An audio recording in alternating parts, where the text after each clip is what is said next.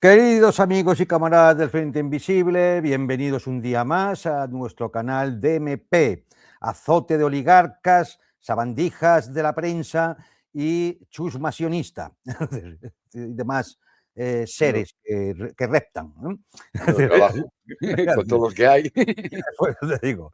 ¿Qué tal, Santi? Bienvenido como siempre. Muchas gracias, muy bien, muy a Y gusto. a Bastante. ustedes un saludo muy fuerte y recordarles, por favor, que hagan su parte del trabajo. Ya saben, suscribirse, dar a la campanita, darle al like, comentar y, sobre todo, compartir los contenidos con aquellas personas que ustedes crean que les puede interesar. Es decir, ya sabéis que para nosotros es fundamental porque del alcance del canal depende, en buena medida, que la censura no sea tan audaz, que además esto cabree más todavía a los enemigos del pueblo, y decir, en fin, ya lo saben ustedes ya lo que siempre les comento, ¿no? Así que simplemente muevan el ratón, que no tiene mayor coste, y procedan a hacer su partecita del trabajo. Estamos ya en el 17 días de la guerra en Oriente Medio. Desde aquí un recuerdo y un saludo a todo el pueblo de Irán, a todas las fuerzas de defensa de milicias populares de Irak, a la resistencia del Líbano, que son los que en estos momentos están sosteniendo y enfrentándose a una agresión absolutamente infame y no provocada por parte de los Estados Unidos y del Estado judío, de Israel, ¿no? Hoy podríamos hablar de las muchas cosas que están pasando respecto a todo este conflicto.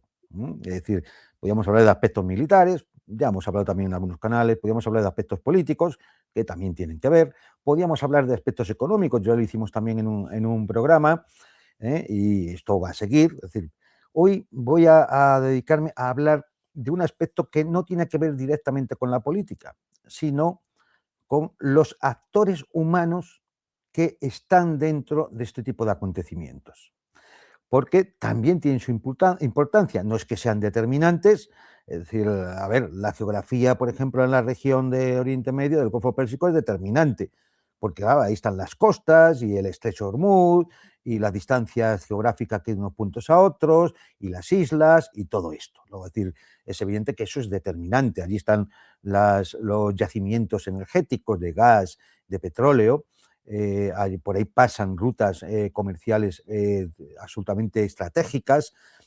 Vale, todo eso viene determinado por la geopolítica, ¿no? Podríamos hablar también de la geoeconomía como parte de la geopolítica, pero bueno, también luego está los actores personales, ¿no? Los que en algún momento, por alguna razón, y al final le dedicaré algunos minutos a hablar de eso, de lo que es la estructura, que hace que, bueno, pues determinadas personas tengan también una importante influencia en todo lo que ocurre, ¿no? Y desde ese punto de vista, desde esa perspectiva, podemos decir que la agresión de Estados Unidos e Israel contra Irán es, bueno, pues la actuación de una banda criminal, a la que yo he llamado la banda de Mar-a-Lago, que como saben ustedes es la residencia de Donald Trump en Florida, donde tiene ese campo de golf que él hace como que juega, ¿eh? Es decir, pues no creo que haga mucho más, ¿no? Que mete El, las bolas en los agujeros, como a Franco en la pesca, sí, ¿no? sí, Que se sí, sí, colgaban las truchas. entonces, ahí se reúnen, en ese sitio, pues tienen costumbre de reunirse con el tío Donald, pues toda una serie de personajes que no son personajes cualquiera, son personajes que eh, están en el gobierno y en la administración norteamericana, son personajes que deciden, son personajes que tienen intereses personales en los acontecimientos geopolíticos. Y por tanto, digamos que son, si lo pudiéramos poner en el plano de los protagonistas de las películas, bueno, pues este sería eso. Podríamos decir que son el feo, el bueno y el malo, o estas cosas, ¿no? No son feos, sí. Los siete magníficos, Alí Baba, los 40 ladrones, es decir, podemos darle muchos títulos a la banda de Mar a Lago, ¿no? ¿A qué llamamos la banda de Mar-a-Lago? Bueno, pues una red de poder, donde abundan los conflictos de intereses y el entramado financiero que conecta a la administración Trump a fundaciones y a las industrias y empresas de determinadas personas. Y esto a lo mejor es más sencillo de que muchos de ustedes lo entiendan, que no, a veces explicaciones geopolíticas que no dejan de ser complicadas para entender un poco a lo mejor determinaciones geográficas, determinaciones geoeconómicas, potencialidades militares o no, es decir, y las cadenas logísticas, en fin, todo esto, ¿no? Pero sí, yo creo que si ustedes quieren tener un diagnóstico claro sobre lo que ocurre, pues a lo mejor hay que mirar a los personajes, ¿no? No en vano se le ha llamado a la coalición de Estados Unidos con Israel la coalición Epstein, porque es que todos son amigos de Epstein, o todos estaban relacionados con la red de Epstein, o todos tenían que ver, o Epstein trabajaba para ellos. O sea que no, es decir, eso ya debería ser suficiente para cualquiera de nosotros, es decir, hombre, si cuando se produce un conflicto bélico que obedece a una ley que ya determinó el gran estratega militar Clausewitz, que es la ley de ascensión a los extremos. Es decir, cuando ya la escalada es inevitable y comienzan los disparos, es muy difícil, es muy difícil. A veces incluso es muy injusto situarse en una posición intermedia. No, yo no estoy ni con unos ni con otros. Esa posición de neutralidad, créanme, siempre es en ayuda del poderoso. Totalmente. La Como neutralidad cuando votas en blanco. en ayuda del poderoso. Por tanto, yo creo que honradamente, desde una perspectiva ética, hay que decir, bueno, no queda más remedio que tomar bando, que tomar partido, que mancharse. Y esto lo decía en una gran poesía el gran Celaya, ¿no? Al final no te queda más remedio, no te queda más remedio que decidir. Es decir, tú ves los 168 cadáveres de las niñas de Teherán, de Irán, las de esa escuela del sur, y tú tienes que determinar, es decir, cuál es tu posición. Es decir, tú ves lo de Gaza, es que, a ver, es decir, por supuesto, cada uno es muy libre de tomar partido, pero es evidente que ahí ya lo que no cabe, es decir, no, no, es que yo estoy en la barrera y yo no estoy ni con uno ni con otro, no, es que a mí lo que me preocupa es qué pasa en mi barrio y a ver quién ha ganado el partido del domingo. Entonces, en vista de eso, yo creo que cuando se le denomina la coalición de Epstein ya debería ser suficiente para decir, bueno, o Epstein o los otros. Pues es que los otros, no queda más remedio. Es decir, no queda más remedio. Es decir, y bueno, pues en los otros, en la coalición Epstein, la banda de Mar-a-Lago, yo quería comentar, bueno, cómo la guerra se convierte en un modelo de negocio. Cómo bajo la superficie de las narrativas de no, es que Irán nos iba a invadir a todos, iba a invadir todo el Golfo Pérsico, iba a asesinar a Trump, ponía en peligro a los Estados Unidos, estaban a 20 minutos de obtener una bomba atómica que además la iban a utilizar, no solo a que las tuvieran, sino que la iban a utilizar, ¿no? Es decir, todo esto, por debajo de todo eso, pues existe una arquitectura paralela diseñada para generar beneficios para un determinado grupo, la banda de Mar-a-Lago. Y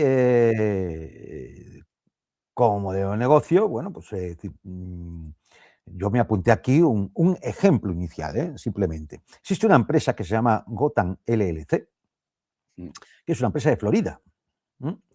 Esta empresa está vinculada a un centro de detención, Alligator Alcatraz.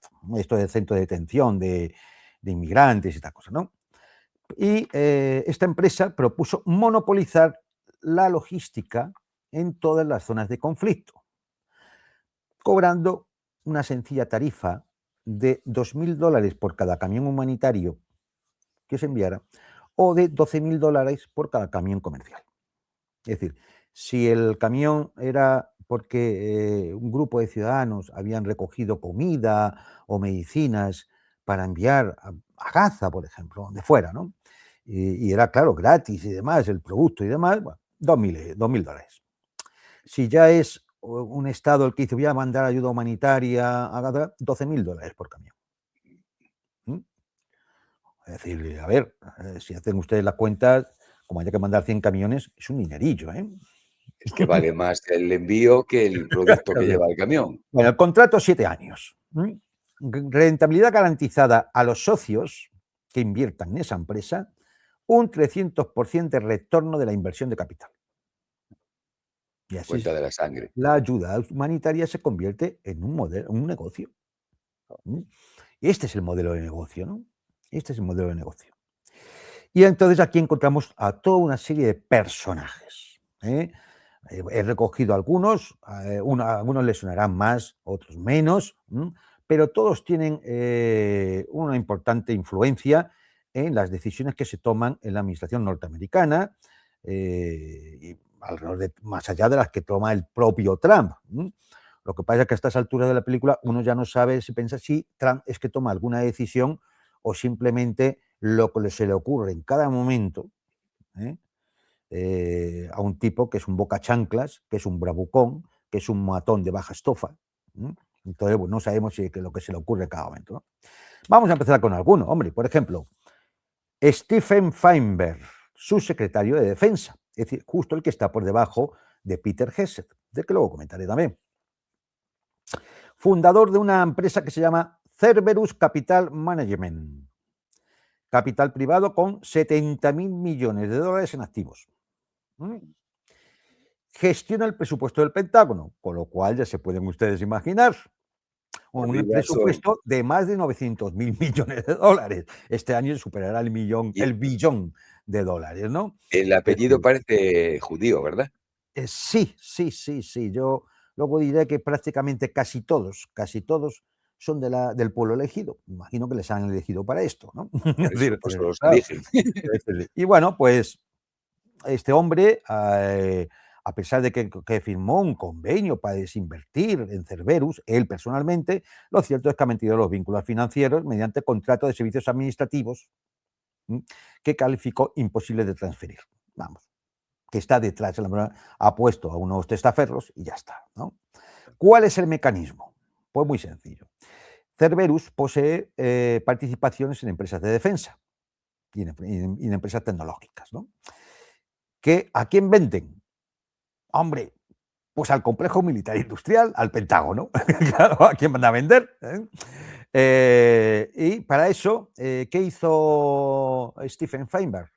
Pues flexibilizar las normas de contratación por la administración norteamericana para crear vías rápidas para empresas más pequeñas vinculadas a Cerberus, bajo el lema requisitos basados en la misión. Es decir, hay una misión, hay una serie de requisitos y como yo hago las ofertas basadas en esos requisitos que yo los conozco, pues para eso soy el secretario de Defensa y ya está. O sea, esto es simplemente corrupción.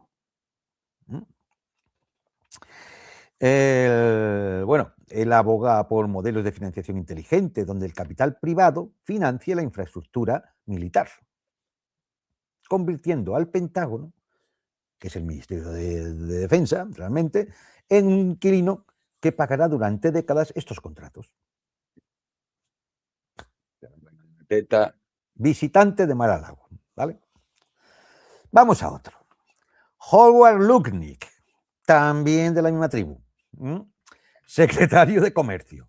Bien, CEO de otra empresa, se llama Cantor Fitzgerald, que es y supervisa el uso de la Ley de Poderes Económicos de Emergencia Internacional para imponer aranceles y sanciones. Este es el genio del programa de aranceles de Trump, ese que ha salido de puta pena. Vale, bien. ¿Cuál es? Bueno, pues su empresa, que la dirige ahora, ¿quién? Su hijo, Brandon Lutnick. ¿Qué hacía? Compraba los derechos para cobrar posibles reembolsos arancelarios a importadores estadounidenses que fueran perjudicados por los aranceles de Trump. cobrándoles un sobreprecio del 20 o un 30% de su valor. Joder. Es decir, a ver, mecanismo del negocio. Lubnik impone aranceles que perjudican a los importadores, empresas norteamericanas, que importan, les ha metido un arancel. ¿Qué hace el que le exporta? Le cobra el arancel.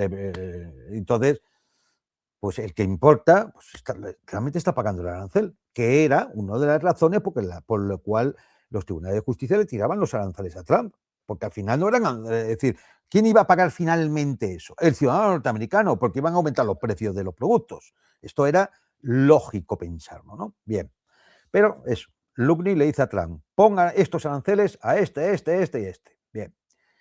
¿Qué hace su firma? La que lleva a su hijo. Compra los derechos de reembolso de esas mismas empresas a precio de descuento.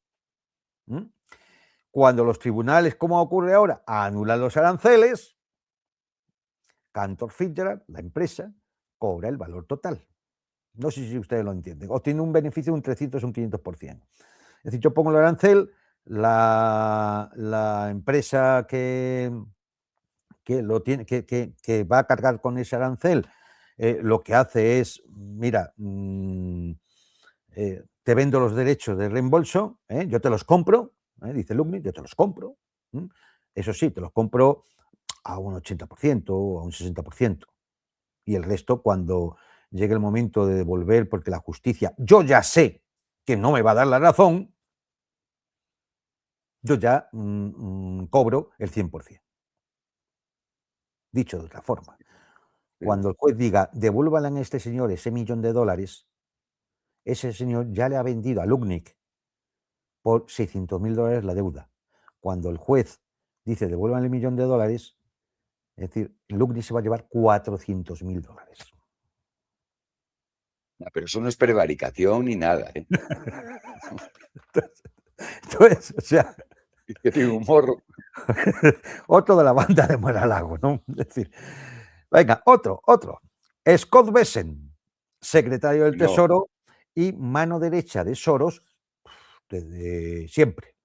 Desde Más que, británico ese que la reina de Inglaterra. desde que Soros tumbó la libra esterlina allá por los años 80, está este señor. Este señor funda una empresa que es Sky Square Group, que es un fondo de cobertura macroeconómico que apuesta por la volatilidad geopolítica. Es decir, si hay desestabilización internacional, pues en alguna zona de conflicto, él va a ganar dinero, porque apuesta hacia eso, ¿no? Entonces, acordó, cuando le hicieron secretario del Tesoro, que iba a desinvertir en 28 activos, pero no lo hizo. Y ahí está, oye, mantiene los activos para beneficiarse de la volatilidad que él mismo genera con sus decisiones siendo secretario del Tesoro. ¿Sabe lo que va a pasar? Es que es una cosa impresionante. Mecanismo de negocio. Bueno, pues dice, ¿qué hace? Que Square se creó para efectivamente beneficiarse de fluctuaciones cambiarias en las monedas, crisis de materias primas como era el petróleo o el gas, y el efecto dominó de las sanciones que él aplica a países. Desde el Tesoro, ¿qué hace? Bessent controla el momento y la severidad de esas sanciones, por ejemplo, contra Irán, lo que le otorga una información privilegiada que le permite rentabilizar esas inversiones del fondo de cobertura macroeconómico Key Square Group.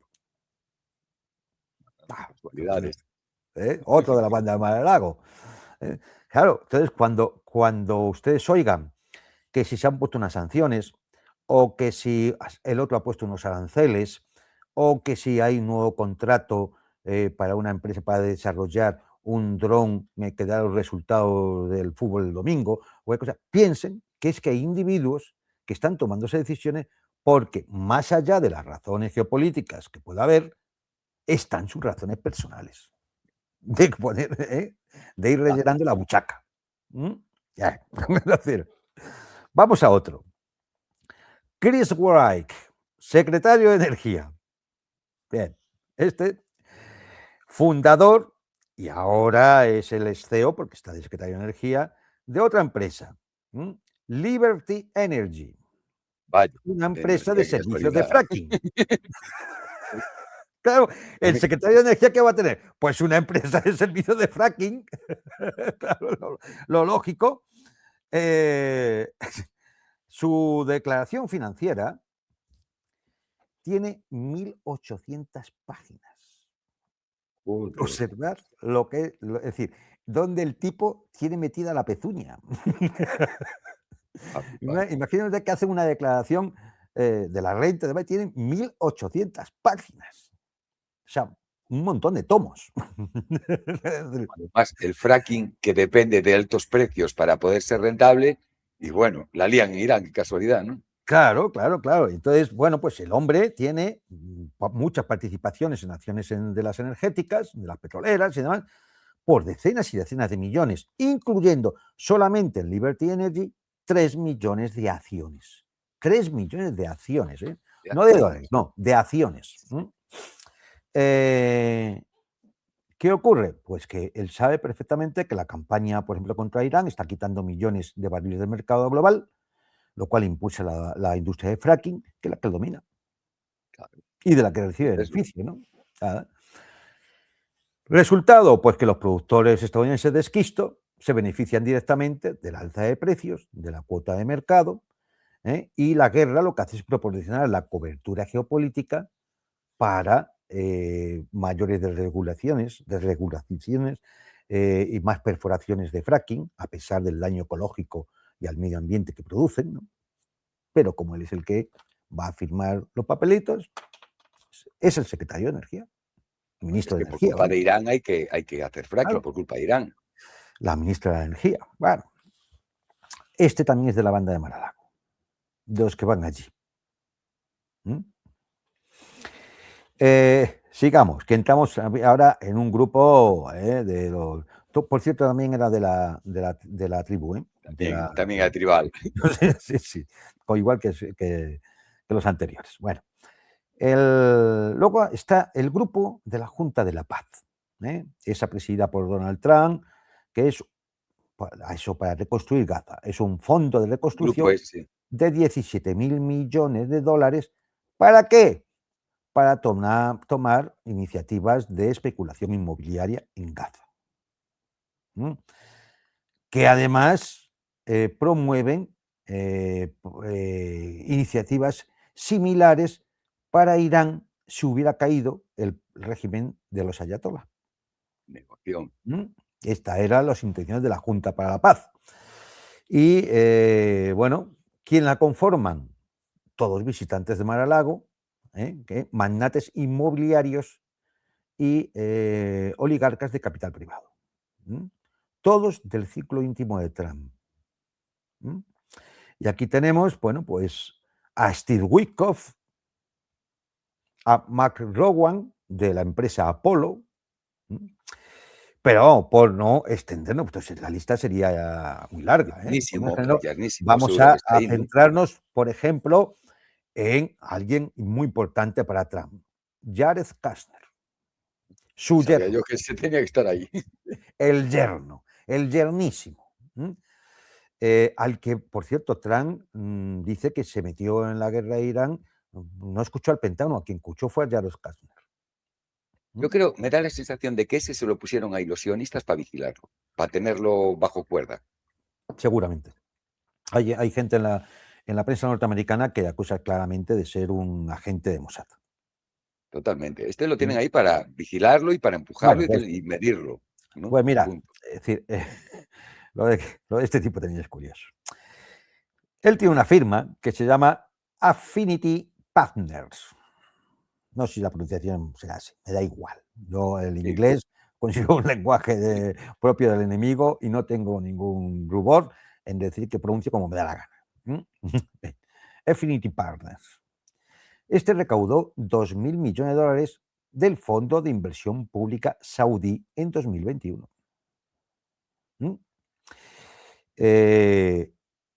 A cambio de que se cerraran ciertos contratos de Arabia Saudita con Estados Unidos. Una inversión que está investigada por el Congreso, por la Cámara de Representantes norteamericana, como soborno legalizado.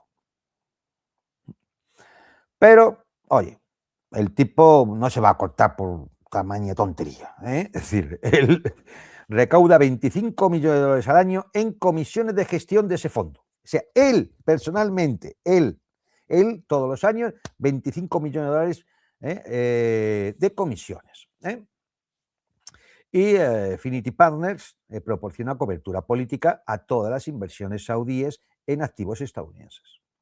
Vale. Claro. Es poco. Claro, los saudíes le pagan 25 millones de comisión para que le vaya a Trump y le digan, para que inviertan aquí. Porque los saudíes saben que ahí van a ganar dinero. Vamos, esto no sé, es decir, no sé cómo si es malversación de fondos públicos, si yo creo que lo tiene todo. Bueno, pues ahora, Kastner, no contento con todo esto, le pide a los saudíes otros 5.000 millones de dólares, acaba de pedir a los saudíes otros 5.000 millones, antes de que comenzaran los bombazos allí ahora. Le pidió 5.000 millones de dólares a los saudíes para invertirlos, ¿dónde? En el sector de la defensa de Israel, en el complejo militar industrial israelí. Lo de los saudíes O sea, también es que... y se lo pide a Arabia Saudita, a Emiratos y a Qatar. O sea, el tipo este. Claro, todo esto imagino que a cambio tú dame estos 5.000 millones que yo te voy a hacer favores. De hecho, los mete la Junta de la Paz para ese proyecto de 17.000 millones de reconstrucción de Gaza. Y dices tú, pues hombre, tampoco, si tienen que pagar 5.000 millones por un sitio, 17.000 lo de Gaza, pues tampoco es tanto. Amigo, pero es que Kastner y sus amigos están ofreciendo como oportunidad de inversión el Irán post-régimen. A los mismos fondos soberanos del Golfo, de Qatar, de Emiratos, de Arabia Saudita, de Kuwait, y para ello se crea una empresa, Mazrowan o Apolo, que estima un potencial inmobiliario de 115.000 millones de dólares. Es decir, Kastner era el tipo más interesado en hundir el régimen islámico de Irán, porque lo que pudiera venir después, aunque pusieran al mamarracho este del Palevi, el hijo del Shah, lo que iba a venir después era un negociazo. Esta es la banda de Mar-a-Lago. Después se quejan las monarquías del Golfo que los iraníes la atacan. Claro, pues es que tenían que estar con la cimitarra buscando a este, por allí.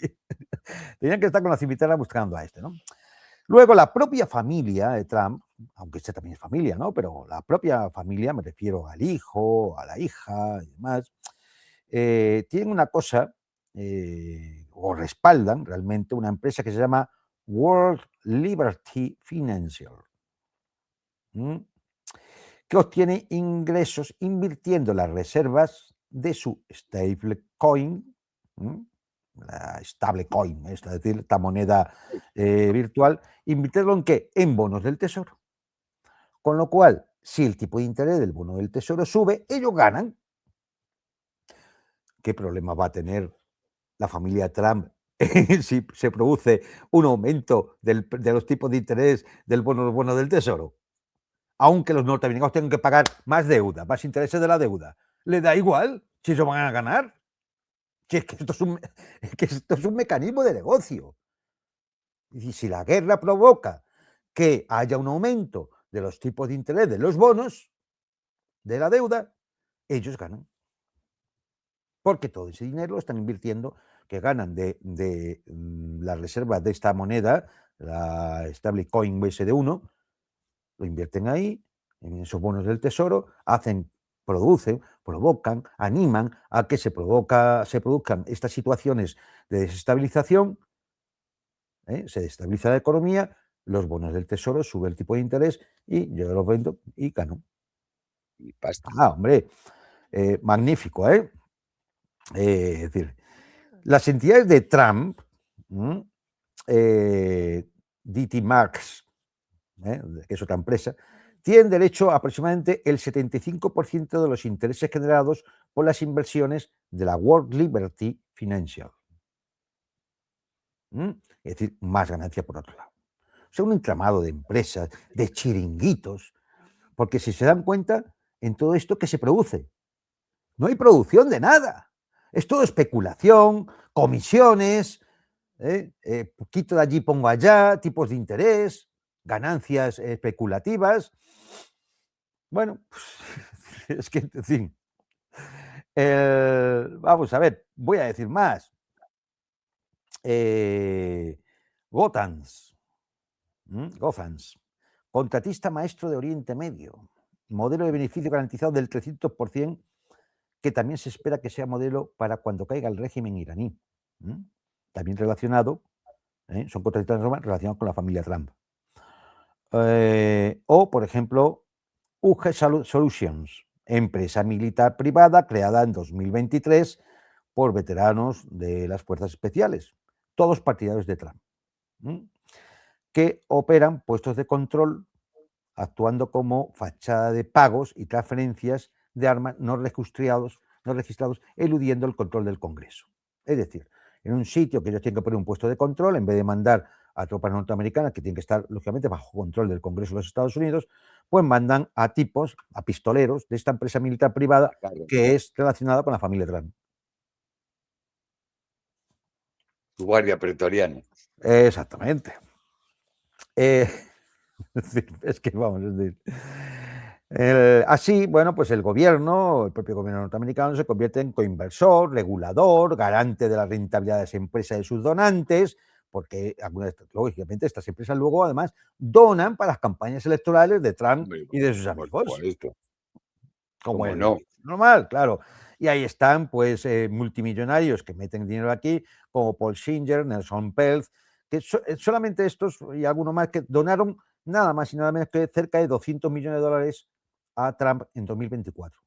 Solo en 2024, casi 200 millones de dólares para las elecciones famosas que ganó Trump, ¿no? ¿Qué más? Vamos a ver, alguno más. Caña. Donald Trust.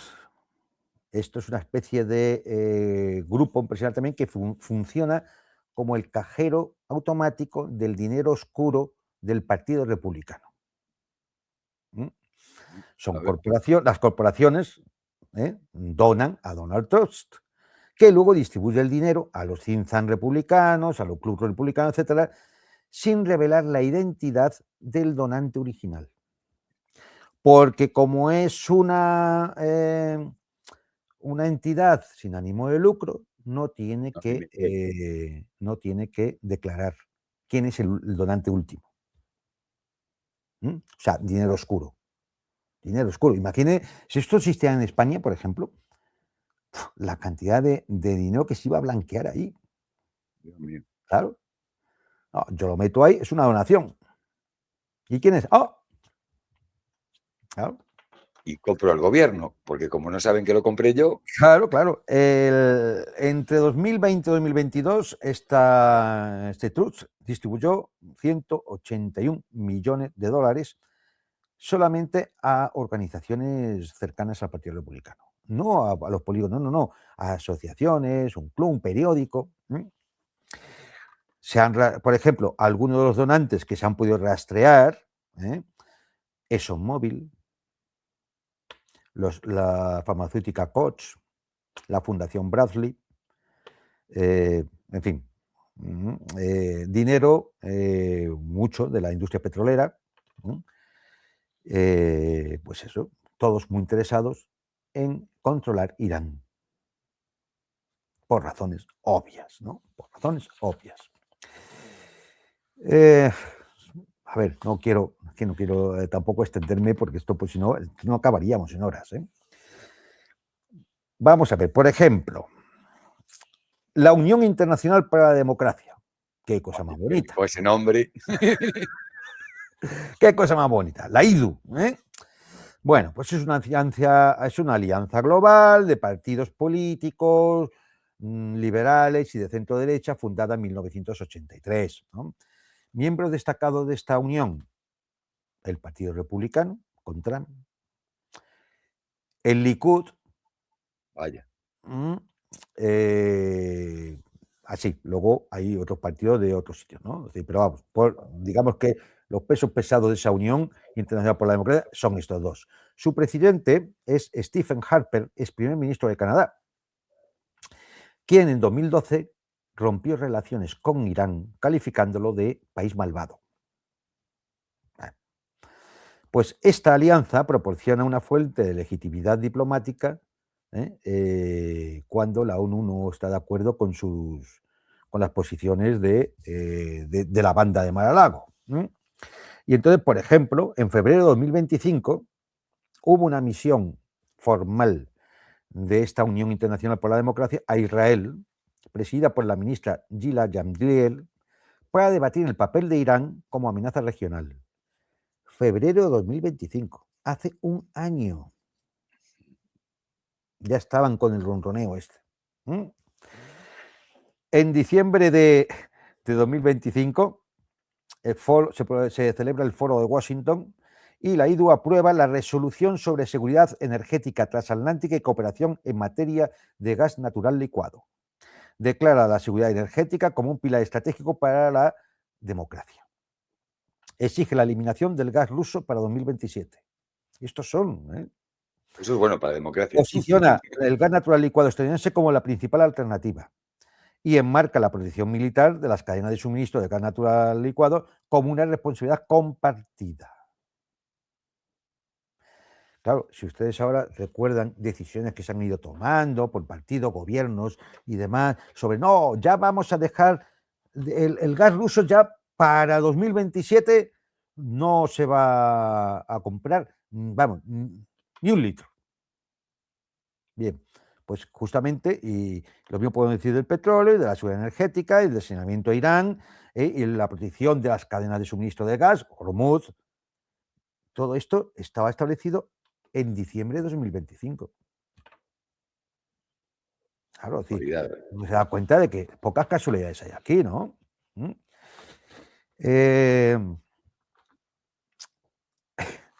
Vamos a ver otros personajes. Peter Hegseth.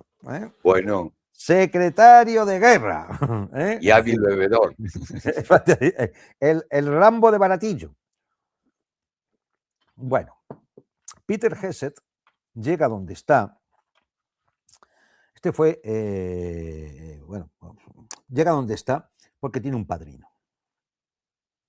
Tiene un padrino que se llama Norman Coleman, también del pueblo elegido.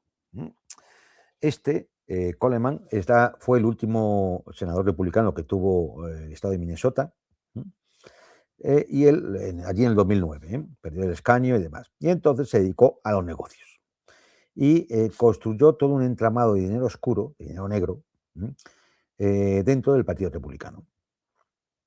Pues, es decir, montó un tinglao donde las corporaciones inyectan el dinero para las campañas electorales sin revelar, como hemos dicho antes, quién financia el asunto. Es un dinero que circula a través de fundaciones, como son fundaciones sin ánimo de lucro o que tienen un interés social, pues no divulgan la lista de donantes, ¿vale? Dirigió la organización Congressional Leadership Fund, una fundación que para 2022 se había convertido en uno de los mayores fondos republicanos de los Estados Unidos. En paralelo, se crea la American Action Network, una organización también sin ánimo de lucro, y donde se transfirieron más de 94 millones de dólares a la fundación anterior en 2010-2011. Es decir, un mecanismo un mecanismo de negocio permanente. Estamos hablando de años y años. Es decir, un circuito cerrado donde un dinero sin rostro se convierte en campañas con rostro, de senadores, de congresistas y demás. Y para poderse pagar. Claro, Trump nombró a Coleman como padrino de Peter Hegseth en diciembre de 2024. Es decir, ¿por qué? Porque, claro, para hacer a Peter Hegseth secretario de guerra, lo tiene que aceptar el Senado. Tiene que votar el Senado y decir, vale, lo aceptamos. ¿Cómo? Con el 50 más 1, el 50% más 1. Es decir, de los votos de los senadores. ¿vale? Entonces, claro, había que ponerle un padrino a Gesed, porque si se presenta solo con la cantidad de gilipolleces que dice este hombre a cada momento, se presenta él solo ante el Senado, vamos, no sale ni fumándose los senadores toda la marihuana que haya en California. Recordemos Con que lo cual, además reconoció que era alcohólico y sí, drogadicto. O sea, que no- con lo cual Trump le pone un padrino. ¿Qué padrino le pone? Norman Coleman. ¿Mm?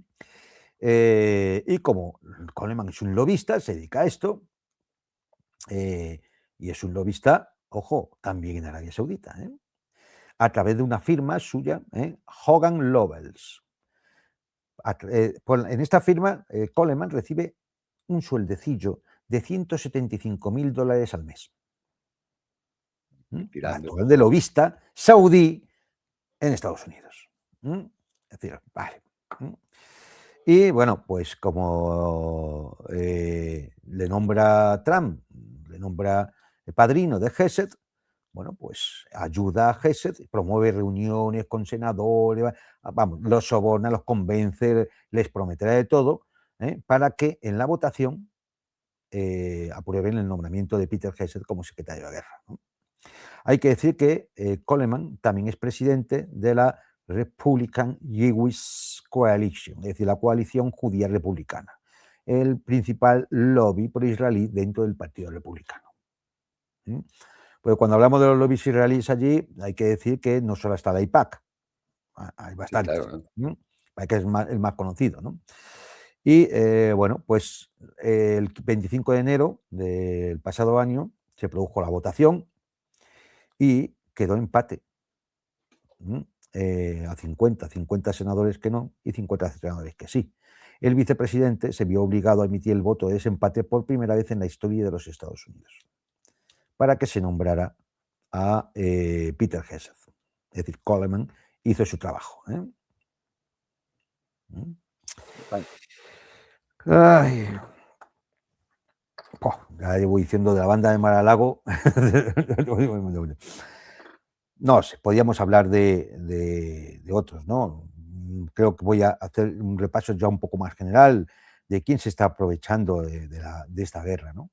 Bueno, pues podemos decir los grupos petroleros estadounidenses, por supuesto, porque aunque el aumento del precio del petróleo no le venga bien al país, a los ciudadanos y demás, porque todo se va a encarecer y la economía va a ir peor, las empresas petroleras norteamericanas, que no dependen precisamente de los pozos petrolíferos del Golfo Pérsico, pues si sube el hincha. precio, yo voy a vender más caro y voy a tener ganancias, ¿no?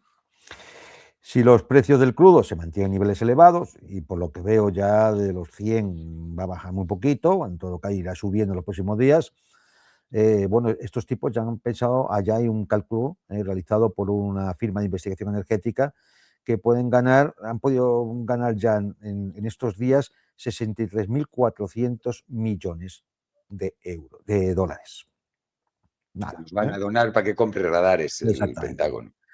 Las compañías estadounidenses de esquisto y los grupos petroleros centrados en el mercado interno, pues lógicamente van a vender a precios más altos y se van a beneficiar de esto. Con lo cual, no creo que los amigos petroleros de Trump, de la banda de Mar-a-Lago, estén muy por la labor de que la guerra dure poco, ni nada, que dure. Y si se destruye mucho, más petróleo nos tendrán que comprar a los demás. O más subirá el precio y más ganaremos. Algo similar se produce con la inteligencia artificial, con las empresas tecnológicas de la inteligencia artificial. Aquí ya sabemos que en la banda de Mar-a-Lago también hay otro personaje, que es J.D. Vance, que es el hombre de Peter Thiel, de Palantir. ¿Y por qué? Pues porque si la guerra continúa y la economía se ve muy afectada, uno de los en estos momentos, tal como están los mercados especulativos, uno de los sitios donde el inversor puede intentar refugiarse, más allá de comprar oro, es precisamente en las empresas de inteligencia artificial porque tienen asignado presupuestos descomunales sacado de los presupuestos públicos, del dinero público. Entonces dice, bueno, pues muy mal que pueda ir todo, estas que tienen asegurada la financiación en base a los presupuestos del Estado, yo invierto ahí, me refugio ahí. Y entonces, bueno, pues esto hace que en vez de estallar la burbuja especulativa de la inteligencia artificial, bueno, pues pueda aguantar un poco de más tiempo porque haya un flujo de inversores que vayan a refugiarse en esas empresas, ¿no? Y bueno, pues como siempre, en tiempos de incertidumbre, la gente, los inversores buscan seguridad. Y claro, quien dispone del dinero público es el más seguro. Hombre, Claro, la garantía lógicamente. del Estado, como Claro, dice el anuncio. lógicamente, ¿no?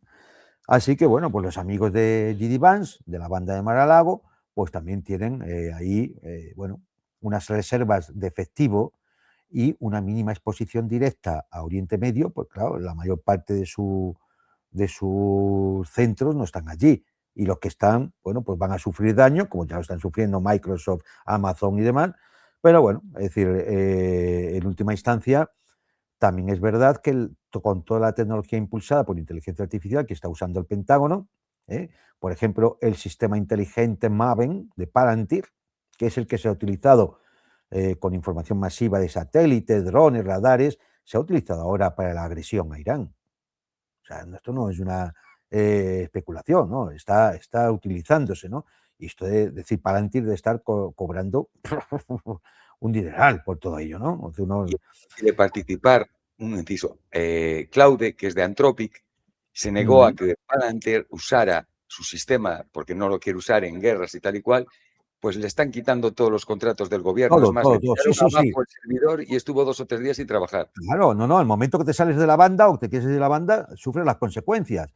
¿Qué pasa? Lo mismo ocurre con el resto, ¿no? Por ejemplo, UDS, Microsoft, Google, Oracle, porque impulsan el almacenamiento de datos.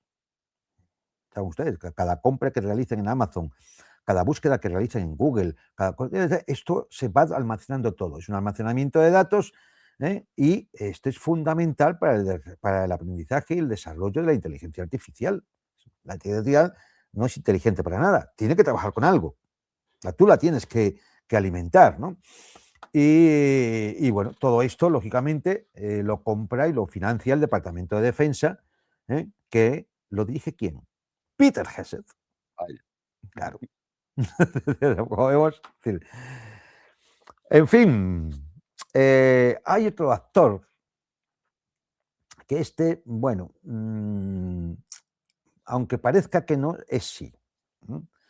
Porque hay que entender cómo es lo que es el Reino Unido.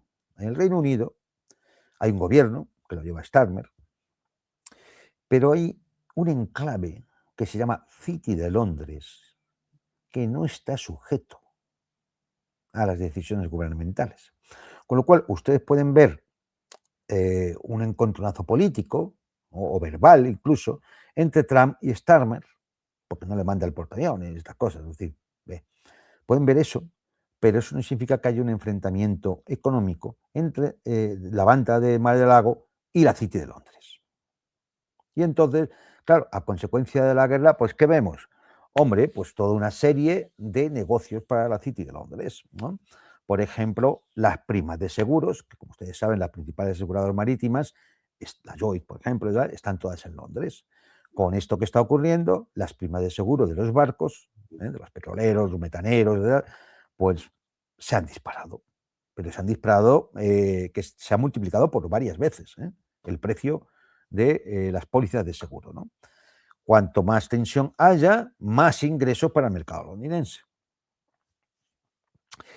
O, por ejemplo, muchos armadores acaban en Londres contratando pues reaseguros, abogados, demás, porque son los que más experiencia tienen en situaciones que se pueden dar tal como está ocurriendo ahora mismo en el Golfo Pérsico y que mañana puede pasar en el Mar Rojo o en el Océano Índico o donde sea. Es decir, si el riesgo aumenta, Londres gana porque tiene más experiencia, se vende mejor sus soluciones jurídicas, y demás. Por supuesto, de todo este tema de los precios del petróleo, del gas, los fletes, los bonos e incluso la fluctuación de las divisas, ¿quién se beneficia? Hombre, la gestora, los bancos de inversión y fondos que tienen sede en Londres, en la City. ¿Cómo? Cobrando comisiones y jugando con los derivados del petróleo, derivados del gas, los mercados de futuros. En fin, incluso los fletes de los buques de las flotas fantasmas de países sancionados, por ejemplo la rusa o la iraní o la de otros países, es decir, se supone que nadie iba a asegurar esos barcos. Mentira. Lo que se llama los shadow fleets, claro que se les asegura, extraoficialmente. Siempre hay algún servicio legal o financiero o alguna consultoría en el entorno londinense que va a cobrar por navegar en esas zonas peligrosas y demás, con buques de las flotas fantasmas, aunque cobren por detrás, sin decirlo abiertamente, ¿no? Con un sobreprecio. Exactamente, con comisiones, sobreprecio y demás, ¿no? Con lo cual, sí, el ciudadano paga más gasolina, por la gasolina, paga más por la inflación, la City se queda con las comisiones, bonos y beneficios derivados de todo este embrollo. Y claro, ¿quién conforma la City? La City la conforman bancos y toda clase de entidades financieras y de este tipo, donde además están también los amigos de BlackRock, de Vanguard y todo esto, que también están relacionados con la banda de Mar-a-Lago. Las Con la Griffin y monarquía todos estos británica. que van allí a jugar al golf con el amigo Trump, ¿no? En definitiva, ¿qué tenemos? Pues que desde cierto punto de vista, la guerra es una condición normal del ciclo económico del capitalismo financiero. Porque si ustedes se dan cuenta, en todo esto no se ha producido nada. Nada. Ni un tornillo. O sea, nada, absolutamente nada. No se ha recogido una zanahoria.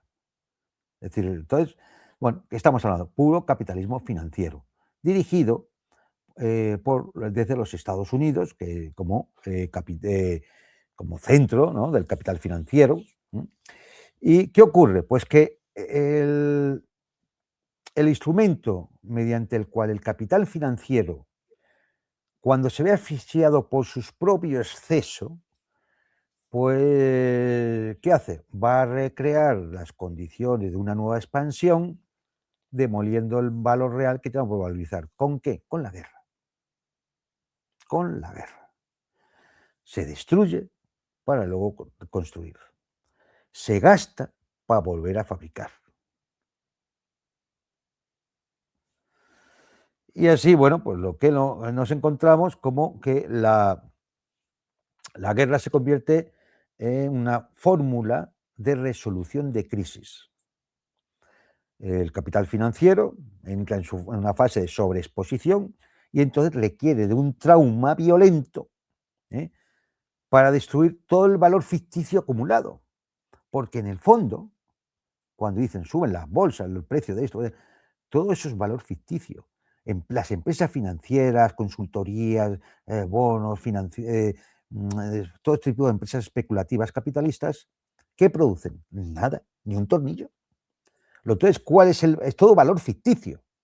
Y entonces, claro, cuando se acumula un exceso de valor ficticio, todo puede acabar bajo su propio peso, hundiéndose. Entonces, ¿qué se hace? Se crea un trauma violento que permita que todo ese valor ficticio acumulado se destruya y comience el ciclo de nuevo, ¿no?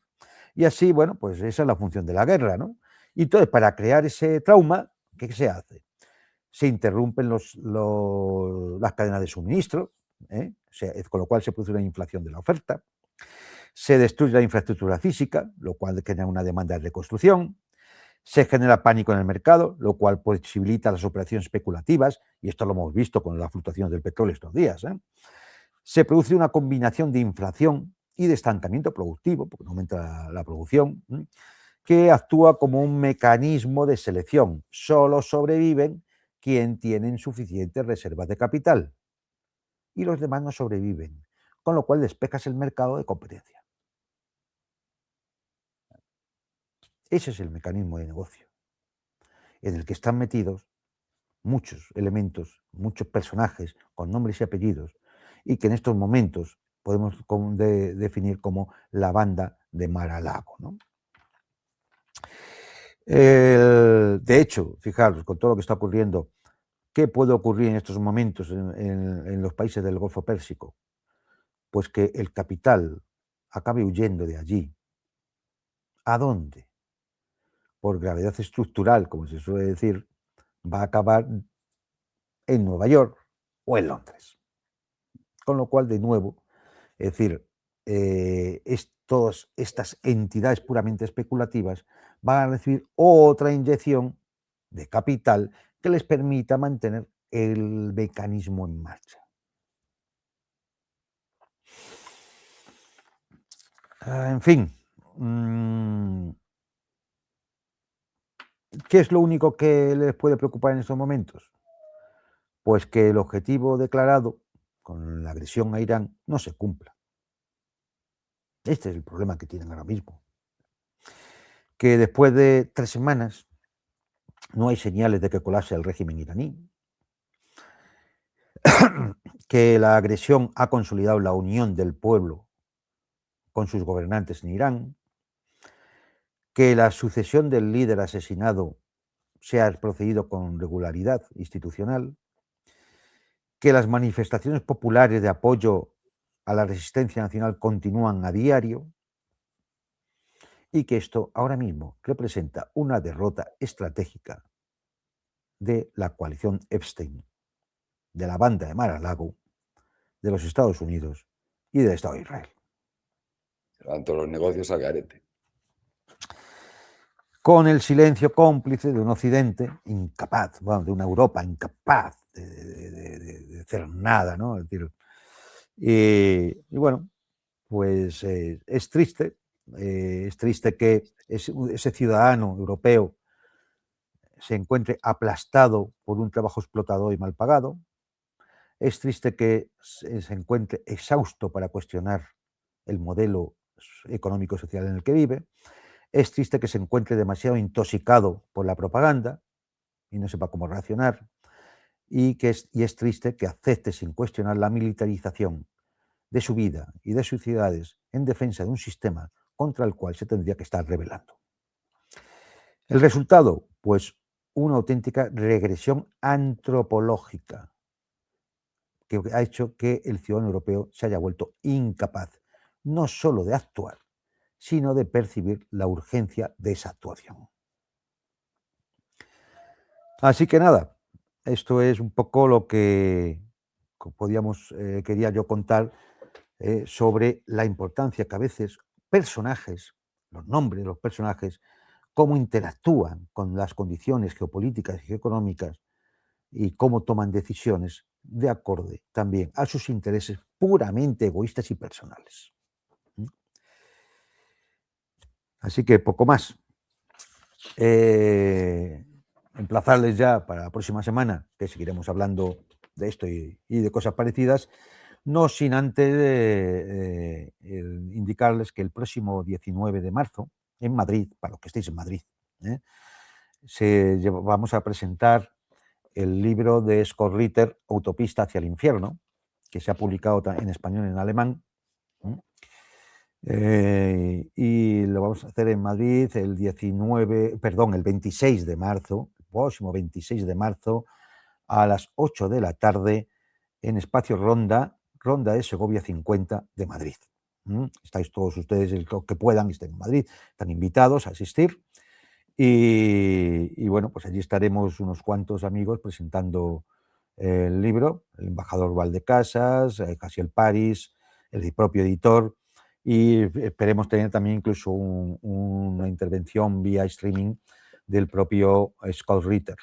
Hay que decir que él iba a estar presente en Madrid y en Berlín para presentar el libro, pero sus abogados le han aconsejado que no pise territorio de la Unión Europea, porque puede acabar detenido o sancionado y le embarguen las cuentas, ¿verdad? Como han hecho con el suizo Jacques Wout. Porque así están las cosas en esta Europa libre y democrática y de los valores. ¿Qué tenemos, Santi, tú? Pues nada, mañana tenemos a las 9 de la noche en Demoliendo Mitos al señor del algoritmo, al señor Fernando Moragón. Y antes, a las 7 de la tarde, hora de España, Javier Martínez en el canal Eureka News Geopolítica, que siempre hace unos programas súper Sí, hombre, interesantes también. Muy bueno. Javier se los prepara bien, además. Es Sí, un además es tipo. que tiene unos conocimientos en economía y en todo, claro, Bien. es su trabajo, ¿no? Todo su trabajo de toda la vida. Yo lo conozco de web, lo conozco desde hace 30 y tantos años, así. Yo creo que más. Yo lo conozco Pues no sabía. de época juvenil, casi. Sí, sí, muy, muy bueno. Así que nada. Pues nada, solamente ya despedirnos de ustedes, convocarles para el próximo lunes. Y nada, pues que sigan ustedes observando la realidad y viendo los acontecimientos, cómo van pasando, y que al menos si les hemos dejado alguna clave más con la cual poder interpretarlos más allá de lo que las sabandijas de los medios de comunicación, de la gusanera mediática les cuenten, pues mire, tanto mejor. Ya con eso nos podríamos dar por satisfechos. Así que nada. Fantástico. Muy, muy, muy aclaratorio. Venga, Muchas pues gracias. señores, un saludo a todos y hasta el próximo lunes. Dios.